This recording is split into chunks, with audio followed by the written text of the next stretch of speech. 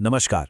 आज हम एक ऐसे विषय की पड़ताल करेंगे जो अपने आप में कई कहानियां समेटे हुए है और इन कहानियों को हम आसान विजुअल्स के जरिए परत दर परत खोलेंगे। आज का हमारा सफर है झारखंड के एक बेहद दिलचस्प जिले चतरा का। एक ऐसा नाम जिसकी कई पहचानें हैं। तो चलिए साथ मिलकर चतरा की इसी कहानी को करीब से जानते हैं। इस सफर में हमारे 6 पड़ाव होंगे।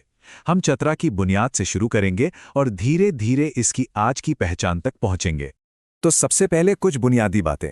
ये जानना जरूरी है कि चतरा आखिर है क्या और कहाँ है, ताकि हमारे दिमाग में एक साफ तस्वीर बन सके।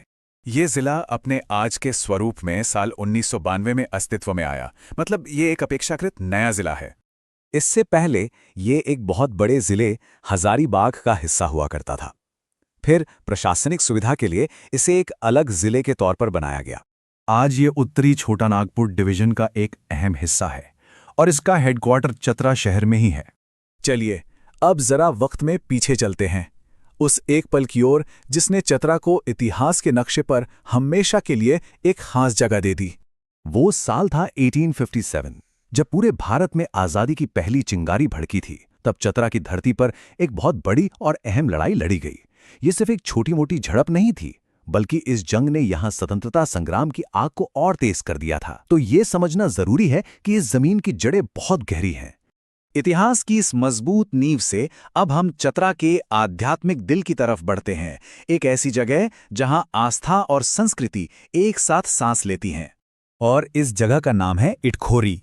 ये सिर्फ एक घूमने की जगह नहीं है, बल्कि एक तरह से पूरे इलाके के लिए एक आध्यात्मिक चुंबक है जो लोगों को अपनी ओर खींचता है।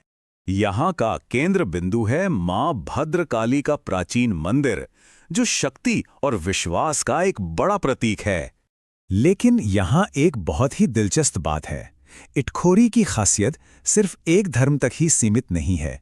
ये एक ऐसी पवित्र धरती है जहां हिंदू धर्म के साथ साथ बौद्ध और जैन धर्म की विरासतें भी जिंदा हैं।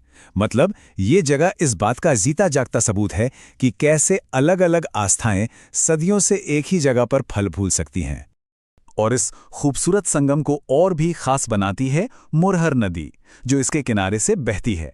नदी की मौजूदगी इस जगह की शांति और पवित्रता को मानो और बढ़ा देती है। अब यहां से आगे बढ़कर चतरा के कुदरती खजानों पर एक नजर डालते हैं। देखिए, इतिहास और आस्था के अलावा चतरा की एक और बड़ी पहचान है, और वो है यहाँ की प्रकृति, यहाँ के घने जंगल। इस जिले का एक बहुत बड़ा हिस्सा जंगलों से घिरा हुआ है। ये जंगल सिर्फ पेड़ पौधे नहीं हैं, बल्कि यहाँ की हवा, पानी और लोगों की जिंदगी की एक तरह से जीवन रेखा हैं।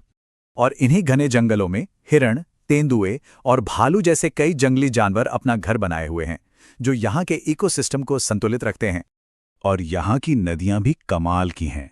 चतरा से होकर बहने वाली जो मुख्य नदी है वो है बराकर, जो आगे जाकर दामोदर नदी में मिल जाती है, जो कि एक बहुत बड़ी नदी है। ये नदियाँ ही इस जमीन को सींचती हैं। तो जमीन और जंगल की बात तो हो गई। अब बात करते हैं उन लोगों की जो इस धरती को अपना घर कहते हैं। चतरा की आबादी का एक अहम हिस्सा यहाँ के जनजातीय समुदाय हैं। इनमें उरांव एक प्रमुख जनजाति है और वहीं बिरहोर समुदाय को आदिम जनजाति का दर्जा मिला हुआ है। इन सब की अपनी अपनी परंपराएं हैं, अपनी जीवन शैली हैं, जो चतरा की संस्कृति को और भी रंगीन बनाती हैं।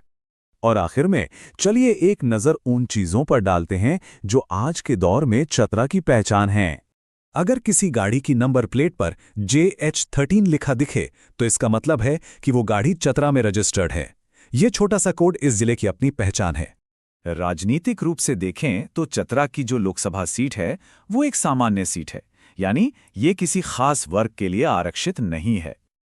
और अगर देश के बाकी हिस्सों से जुड़ने की बात करें तो हजारीबाग रोड रेलवे स्टेशन इस जिले के लिए सबसे नज़दीकी और सबसे अहम कनेक्शन है। एक तरह से ये लोगों और सामान की आवाजाही के लिए एक जरूरी लाइफलाइन है।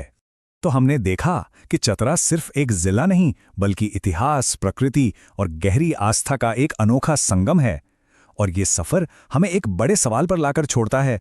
इतनी समृद्ध विरासत को साथ लेकर चतरा का भविष्य किस दिशा में जाएगा? ये वाकई एक सोचने वाली बात है।